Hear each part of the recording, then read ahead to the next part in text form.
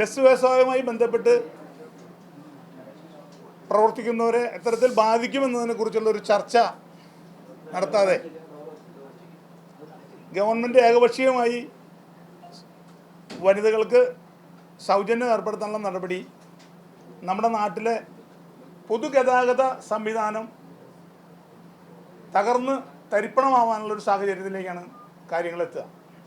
ഇപ്പോൾ നമ്മുടെ അയൽ സംസ്ഥാനമായിട്ടുള്ള തമിഴ്നാട്ടിലും കർണാടകയിലും ഒക്കെ സ്ത്രീകൾക്ക് സംവരണമുണ്ട്. അവിടെയൊക്കെ നമ്മൾ കമ്പയർ ചെയ്യുമ്പോൾ കേവലം 20% താഴെ മാത്രമാണ് അവിടെ സ്വകാര്യ ബസ്സുകൾ. കർണാടകയിലും അങ്ങനെ തന്നെയാണ്. അവിടെയൊക്കെ മഹാഭൂരിപക്ഷം സംസ്ഥാന സർക്കാർ നേരിട്ട് നടത്തുന്ന സർവീസുകളാണ് കൂടുതലുള്ളത്. നമ്മുടെ നാട്ടിൽ നേരെ മറിച്ച 20% മാത്രമാണ് KSRTCക്ക് ഈ പൊതുഗതാഗത മേഖലയിൽ KSRTC പങ്കാളിത്തം. ബാക്കി 80% നിർവഹിക്കുന്നത് സംസ്ഥാനത്തെ സ്വകാര്യ ബസ് മേഖലയാണ്. ഞങ്ങൾ 40, 50, 60 ലക്ഷം രൂപ മുതൽ മുടക്കി വലിയ ഭീമമായ പലിശയ്ക്ക് വലിയ ധനകാര്യ സ്ഥാപനങ്ങളിൽ നിന്ന് പണം പലിശയ്ക്കെടുത്ത് ഒരു സംരംഭകൻ എന്ന നിലയിൽ സംസ്ഥാനത്ത് സംരംഭകരെ സൃഷ്ടിക്കുന്നതിന് വേണ്ടി സർക്കാരുകൾ മത്സരിക്കുമ്പോൾ ഒരു സംരംഭകൻ എന്ന നിലയിൽ സർക്കാർ പറയുന്ന മുഴുവൻ സാമൂഹികവാദികളും നിറവേറ്റിക്കൊണ്ട് സർവീസ് നടത്തുന്നവരാണ് സംസ്ഥാനത്തെ സ്വകാര്യ ബസ് ഉടമകൾ. ഒരു സുപ്രഭാതത്തിൽ ഈ വ്യവസായം ഇല്ലാതാവുന്ന തരത്തിലേക്ക് നിയമത്തിലേക്ക് പോകുമ്പോൾ അത് ഞങ്ങളെ സാരമായി ബാധിക്കും.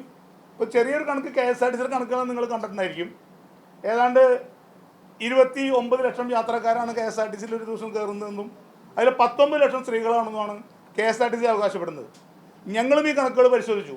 ഈ കോവിഡിന് ശേഷം ഞങ്ങളുടെ ബസ്സുകളിൽ ആകെ യാത്രക്കാരും വിദ്യാർത്ഥികൾക്ക് പുറമെ കുറച്ച് സ്ത്രീ യാത്രക്കാരാണ്. ഇപ്പോൾ ഞങ്ങൾ കാണിച്ചു തരാം നിങ്ങൾക്ക്. ഞങ്ങളുടെ ബസ്സുകളിൽ ഇപ്പോഴത്തെ ലൈവ് ക്യാമറയൊക്കെ ഞങ്ങളിലുണ്ട്. അതൊക്കെ നിങ്ങൾ പരിശോധിച്ചാൽ ഏതാണ്ടൊരു 60 to 70% ബസ്സുകളിൽ സ്ത്രീകളാണ്. സ്ത്രീകളെ കൂടി ഞങ്ങളിൽ നിന്ന് ഒഴിവാക്കാനുള്ളൊരു സാഹചര്യം ഉണ്ടായാൽ വെറും വിദ്യാർത്ഥികളെ കയറ്റിക്കൊണ്ടുപോകാൻ വേണ്ടി മാത്രമായി സംസ്ഥാനത്തെ സ്വകാര്യ ബസ്സുകൾക്ക് ഓടേണ്ടി വന്നാൽ ഈ വ്യവസായത്തിൻ്റെ ഈ സ്ഥാപനത്തിൻ്റെ നിലനിൽപ്പ് എങ്ങനെയായിരിക്കും? വലിയ ഭീമമായ വലിയ ലക്ഷക്കണക്കിന് തൊഴിലാളികൾ അവരുടെ ജീവിതമാർഗം തേടുന്ന ഒന്നാണ് സ്വകാര്യ ബസ് മേഖല.